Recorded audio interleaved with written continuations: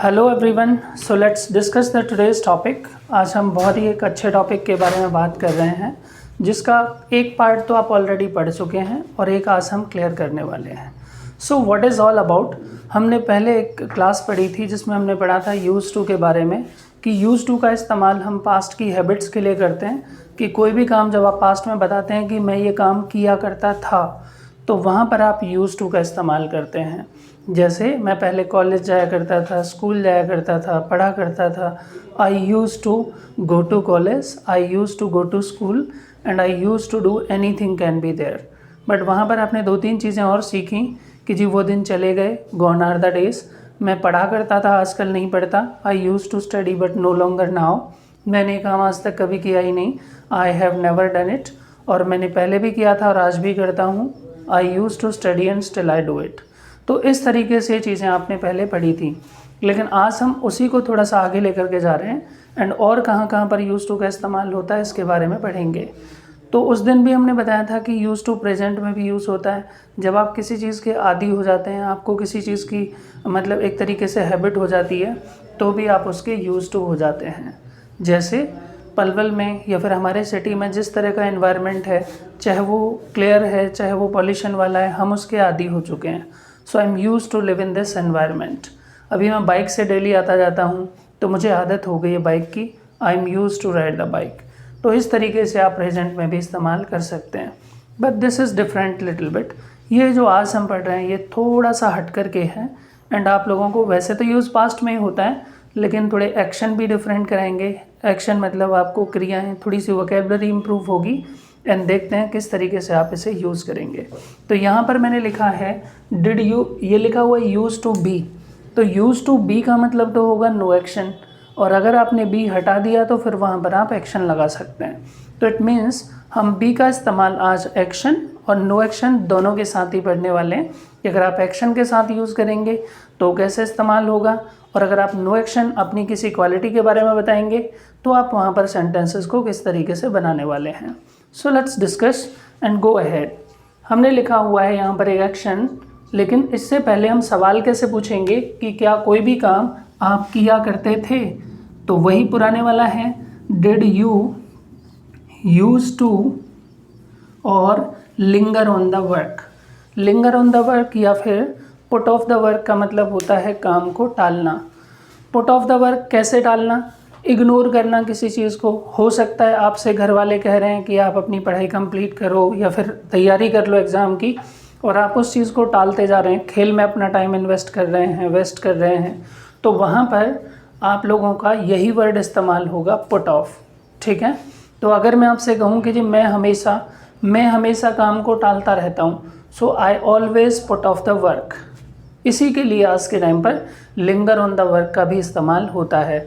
लेकिन put off not only काम को टालने के लिए, कई बार हमें टालने के लिए, खुद को टालने के लिए, किसी और को टालने के लिए, इग्नोर करने के लिए भी हम लोग इस्तेमाल करते हैं। जैसे फॉर एग्ज़ाम्पल, वह हमेशा मुझे टालती रहती है, सी ऑलवेज पुट्स मी ऑफ। वह हमेशा मुझे टालता रहता है, ही ऑलवेज पुट्स मी ऑफ।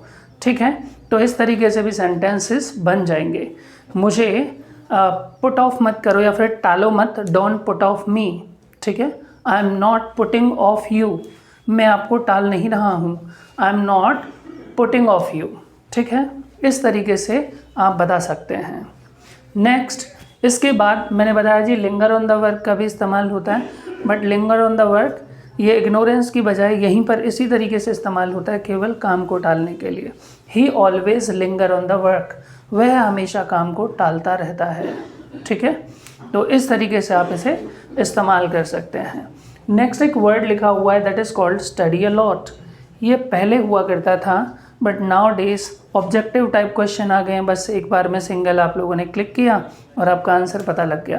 पहले चीज़ों को जब आप डिटेल से लिखते थे तो उसके लिए बहुत सारा पढ़ना पड़ता था। तो हम बता सकते हैं कि जी मैं बहुत ज़्यादा पढ़ा करता था, I use to study a lot. अगर मैं आपसे पूछूंगा कि क्या आप बहुत ज़्यादा पढ़ा करते थे, तो did you use to study a lot. ऐसे लोग जो बहुत ज़्यादा पढ़ा करते थे उनके लिए एक वर्ड था, उन्हें बोलते थे बुक वॉर्म। बुक वॉर्म मतलब किताबी कीड़ा होता है। आई हैव रिटन हियर, जी मैंने लिखा है यहाँ पर बुक वॉर्म। तो बुकवर्म जो होता है उसका मतलब होता है किताबी कीड़ा, जो 24 घंटे जहाँ पर भी जाते हैं अपनी बुक्स वगैरह नोटबुक वगैरह साथ बैग में रखते हैं। वो इवन घूमने के लिए जाते हैं तो भी बुक्स ले जाते हैं। ऐसे बंदे को जॉब भी करते हैं तो वो कुछ ना कुछ तैयारी करते रहते हैं अपनी पढ़ाई लिखाई की, तो ऐसे लोगों को आप बोलते हैं बुकवर्म।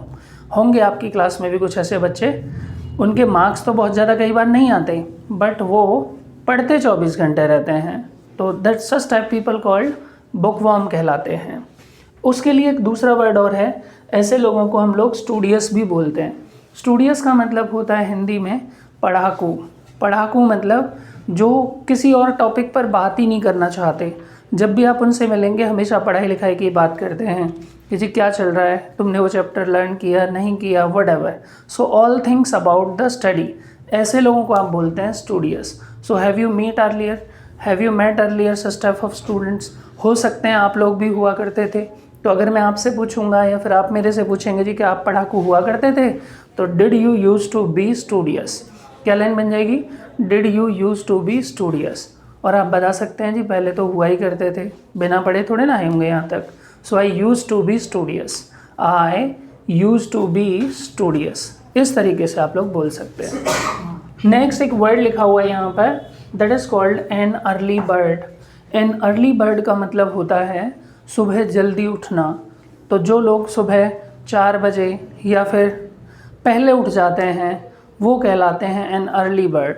जो सुबह जल्दी उठ करके अपनी पढ़ाई करते हैं, एक्सरसाइज करते हैं या अपने दिन की शुरुआत थोड़ा जल्दी कर लेते हैं। ठीक है, पहले आप अलार्म वगैरह लगाते थे, हो सकता है आप अगर गांव से बिलोंग करते हैं तो वहाँ पर जो डॉगी होते हैं ना कुत्ते, वो सुबह 4 बजे उठा देते हैं कई बार। तो अलग अलग तरीके हैं लोगों के अलार्म के। बाकी कुछ टाइम स्टार्टिंग में आपको प्रॉब्लम आ सकती है, बाद में आपकी आंखें अपने आप खुलने लगती हैं and you become an early bird. तो नॉट ओनली सुबह जागना, आप किसी भी काम में कह सकते हैं कि जी ये सबसे पहले तैयार रहता है, पहले ही आता है ये हर काम में। तो ऐसे लोग जो किसी भी काम को पहले करने की इच्छा रखते हैं उन्हें भी आप क्या बोलते हैं? N early bird. आपने कई बार एडवर्टीज़मेंट देखी होगी कि जी आप जल्दी से जल्दी डिसीज़न लेकर के अपना एडमिशन करा लीजिए, ऐसा ना हो कहीं बाद में सीट पूरी हो जाए। तो वहाँ पर भी एडवर्टीज़मेंट में लिखा होता है be an early bird and take a smart decision. Yes, so an early bird का मतलब होता है थोड़ा जल्दी उठना, मेंटली भी और बिस्तर से भी। नेक्स्ट है इसके बाद लेट राइजर। ये इसका बिल्कुल अपोजिट है, जो हमेशा बिस्तर से लेट उठते हैं या फिर कहाँ कोई भी डिसीज़न हो उनका दिमाग थोड़ा लेट काम करता है, तो ऐसे लोगों को बोलते हैं आप late riser. Most of the time तो हम सुबह उठने के लिए यूज़ करते हैं इसको, जो लेट उठते हैं। बाकी ऐसी जगहों पर भी इस्तेमाल हो जाता है he is always a late riser. ये हमेशा पीछे ही आता है सबसे। कोई भी काम करा लो, कोई भी काम के लिए इससे बोलो, he becomes an late riser बन जाता है, ये बाद में ही आता है। Next, such a word is written here that is called bookworm, we have studied earlier। एक वर्ड लिखा हुआ है ग्रम्बल। ग्रम्बल का मतलब होता है बड़बड़ाना। ऐसे लोग जो दिन में बहुत ज़्यादा व्यस्त रहते हैं, अपने आप को बहुत ज़्यादा बिजी रखते हैं, वो कई बार सोते समय भी अपने काम में मशगूल हो जाते हैं। उनका माइंड मतलब उसी काम में उनको इनलज रखता है, वही चीज़ रिपीट करते रहते हैं वो रात भर। तो ऐसे लोग जो बड़बड़ाते रहते हैं अपनी दिन की एक्टिविटीज़ को, उसे इंग्लिश में आप बोलते हैं ग्रम्बल। तो हो सकता है मैं हुआ करता था या फिर मैं बड़बड़ाया करता था, so I use to grumble, इस तरीके से बोल सकते हैं। जैसे I use to be studious, I use to be bookworm, ऐसे हो जाएगा आपका आई यूज़ टू ग्रम्बल। आपने अपने आस पड़ोस में भी कोई ऐसा बंदा देखा होगा जो कई बार, एक तो होता है बड़बड़ाना और एक नींद में उठ करके भी चल देते हैं लोग, कई बार होता है, बट वो एक बीमारी है। उस बीमारी का नाम है इंसोमेनिया।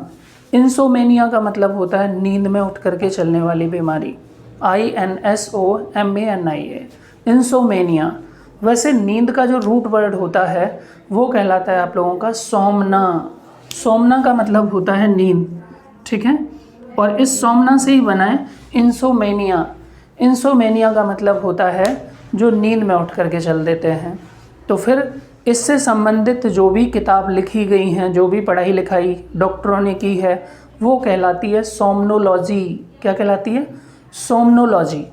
तो सोमना जो है वो रूट वर्ड हो गया एक तरीके से कि जी सोमना का मतलब हुआ नींद से संबंधित, तो सोमनोलॉजी क्या हुआ, उससे संबंधित, नींद से संबंधित विज्ञान। और ऐसे डॉक्टर जो इस चीज़ का इलाज करेंगे, किस चीज़ का, इंसोमेनिया का, तो वो कहलाएंगे सोमनोलॉजिस्ट। क्या कहलाएंगे, सोमनोलॉजिस्ट। ठीक है, नाउ वी डिस्कसिंग अबाउट, तो ग्रम्बल आप लोगों की अगर आदत रही हो तो आप बता सकते हैं, I use to grumble earlier but not nowadays. एक अच्छी नींद आना भी अच्छे स्वास्थ्य की गारंटी है। So if you are sleeping well then you are healthy. अगर आप लोगों को अच्छी नींद नहीं आ रही है then find out the reason about it, क्योंकि अगर आप इंटेंस रहेंगे तो हो सकता है आपको अच्छी नींद ना आए, तो ये स्वास्थ्य खराब होने का एक कारण हो सकता है। Sleep at least 6 and 7 hours every day. Now we are talking about, आगे लिखा हुआ है स्टबर्न। स्टबर्न का मतलब होता है जिद्दी, और जिद्दी कैसे होते हैं मुझे बताने की ज़रूरत नहीं है। ज़्यादातर लोग जो घरों के अंदर छोटे होते हैं, डोंट टेक इट लिटरली, इसे सीरियसली तो लेना मत, बट ऐसा होता है लगभग। जो घरों के अंदर छोटे बच्चे होते हैं ना, मतलब जिनका ओहदा छोटा होता है, वो छोटे भाई होते हैं, छोटी सिस्टर होती हैं, वो बहुत ज़्यादा मतलब स्टबर्न होते हैं। ठीक है, उनके अंदर बर्दाश्त करने की क्षमता थोड़ी सी कम होती है बड़ों की अपेक्षा, क्योंकि बड़ों को पहले से ये सिखाया जाता है और वो बीच में रहते हैं फैमिली के। बट आई एम टेलिंग, छोटे स्टार्टिंग से थोड़े से ज़िद्दी हो जाते हैं। मैं किसी को पॉइंट आउट नहीं कर रहा हूँ, बट आप लोगों ने भी ऐसा पाया होगा। अगर उनको कोई सामान नहीं मिला तो घर में तोड़ फोड़ करना स्टार्ट कर देते हैं।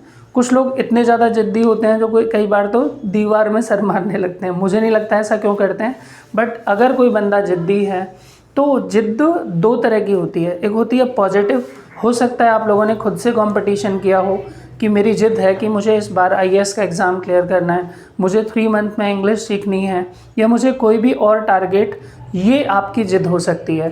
पर अगर आप इस ज़िद को उल्टी तरफ ले जाएंगे कि जी या तो मुझे बुलेट दिलाइए या मुझे आईफोन दिलाइए, तो वो आपके लिए ख़तरनाक साबित हो सकती है। अगर ये ज़िद आपकी थोड़ी सी और बढ़ गई तो गुस्से में कन्वर्ट हो जाती है, और गुस्से में इंसान अपना हमेशा बुराई करता है। Never take decisions while you are angry. ठीक है, now we are talking about stubborn. अगर आप बोलेंगे तो आप यही बताएंगे, I use to be stubborn, मैं हुआ करता था, या फिर मैं कभी नहीं हुआ, I never use to be stubborn, मैं कभी ज़िद्दी नहीं हुआ। Next is सिवनिस्ट। सिवनिस्ट ऐसे लोगों को बोलते हैं जो हमेशा अपनी चीज़ों की तारीफ़ करना चाहते हैं, अपनी चीज़ों के बारे में सुनना चाहते हैं। उनके पास जो चीज़ है उसका कोई मुकाबला दुनिया में है ही नहीं। तो ऐसे लोग जो हमेशा अपनी चीज़ को बढ़ा चढ़ा करके बताएं, अपनी चीज़ों के बारे में ही सुनना चाहें, ऐसे लोगों को आप बोलते हैं सिवनिस्ट। ठीक है, ये वर्ड लिखा हुआ है, इसे सिवनिस्ट बोलेंगे हम लोग। सिवनिस्ट का मतलब जो सब कुछ अपने बारे में सुनना, बताना, सब कुछ चाहता है, दैट इज़ कॉल्ड सिवनिस्ट। अब हिंदी में क्या बोलते हैं, आपको जब ये वर्ड मिल जाए स्पेशल तो मुझे बता देना। नेक्स्ट इज लिखा हुआ है कॉस्मोपॉलिटन। कॉस्मोपॉलिटन का मतलब होता है ऐसे लोग जो सभी धर्म जातियों को बराबर मानते हों। ठीक है, जो सभी को बराबर तवज्जो देते हों, सभी को बराबर का महत्व देते हों, ऐसे लोगों को बोलते हैं कॉस्मोपॉलिटन। हिंदी में भी थोड़ा सा टफ है वर्ड उच्चारण में, उसे बोलेंगे आप सर्वधर्मावलंबी। सर्वधर्मावलंबी का मतलब होता है सभी धर्म और जातियों को बराबर मानने वाला। ठीक है, तो अगर आप मेरे से क्वेश्चन पूछेंगे कि जी क्या आप हुआ करते थे, did you use to be cosmopolitan, तो मैं तो आज भी हूँ जी, आई एम कॉस्मोपॉलिटन, सभी धर्म जातियों को बराबर मानने वाला। और वैसे भी टीचर का हमेशा ही कॉस्मोपॉलिटन ही रहना चाहिए, वो सभी धर्म और जातियों को बराबर ही उसे मानना चाहिए, नहीं पढ़ना चाहिए किसी भी इन चक्करों में। सो आप बता सकते हैं I am cosmopolitan, you are cosmopolitan, इस तरीके से। A person should be cosmopolitan, वैसे तो प्रत्येक कोई ऐसा होना चाहिए, but suits their own opinion, खुद की ओपिनियन हो सकती है। नाउ तो ये जो वोकेबलरी हम पढ़ रहे थे, इसे भी आप लोग इसी तरीके से आगे इम्प्रूव करते रहेंगे, और इसी तरह की वीडियोस के लिए बने रहिए हमारे साथ। Thanks for watching.